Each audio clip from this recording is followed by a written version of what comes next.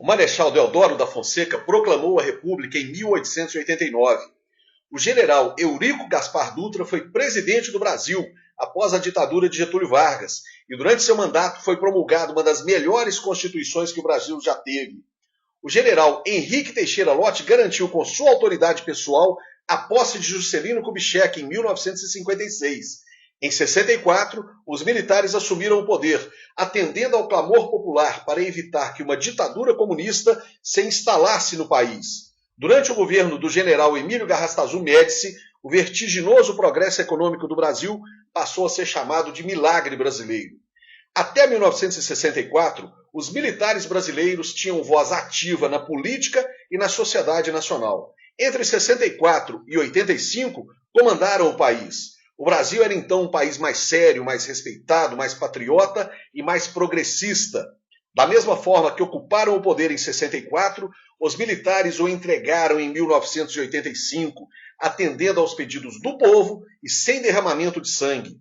Os combates que ocorreram durante o período que a imprensa nacional gosta de chamar de anos de chumbo foram ocasionados pela insistência da esquerda em tentar tomar o poder de assalto pela força das armas. Veja a história particular de Dilma Rousseff, Fernando Pimentel, José Genuíno, José Dirceu, Fernando Gabeira, entre outros. Todos usaram técnicas de guerrilha e de terrorismo urbano visando instalar uma ditadura do proletariado no Brasil. Após 1985, os militares brasileiros retiraram-se para a caserna e passaram a se ocupar de assuntos estritamente profissionais. E começaram a apanhar. A esquerda vingativa tenta até hoje reescrever a história. E muitos tolos engolem as mentiras.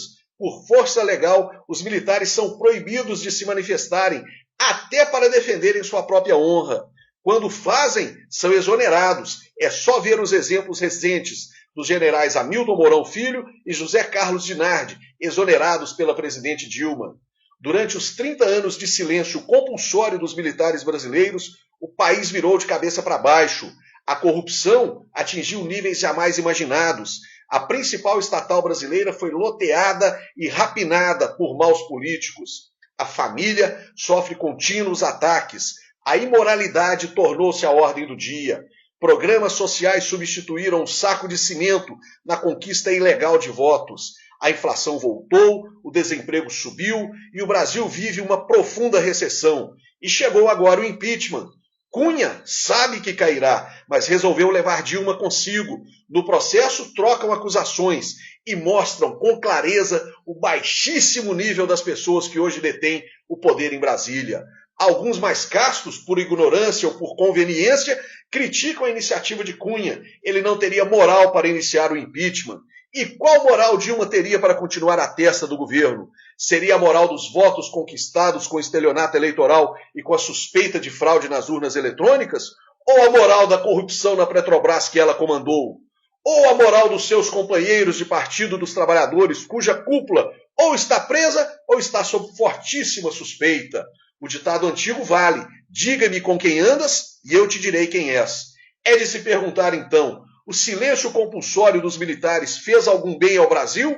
É óbvio que não. Militar não é cidadão de segunda classe. Se não lhe deve ser permitido rasgar a Constituição, assim como a qualquer outro cidadão, também não se pode tolher o militar de pensar e falar. Quem o faz, age assim em benefício próprio, pois teme a força militar e a prestação de contas que virá. Já disse e repito, é difícil imaginar um cenário no futuro próximo do Brasil em que não se encare a necessidade de intervenção militar para manter a lei e a ordem e para ajudar as instituições a limparem a casa. A lama está por todos os lados e só teme o longo braço da lei quem deve explicações à justiça. O impeachment é um mecanismo constitucional e legal que pode e deve ser usado. Se, como consequência desse processo, for necessário que as Forças Armadas intervenham, que venha a intervenção. Os dois mecanismos não estão de lado opostos, nem seus defensores deveriam se sentir em lados antagônicos. Muito antes, pelo contrário. Impeachment e intervenção militar podem se tornar irmãos siameses, um completando o outro para o bem do Brasil. Mas para isso ocorrer, os brasileiros precisarão mostrar a sua voz e a sua cara. Collor caiu porque os cara-pintadas ocuparam as ruas do Brasil.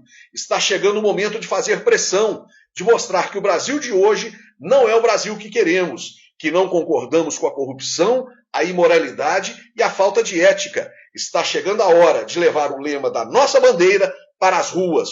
Ordem e progresso para o Brasil.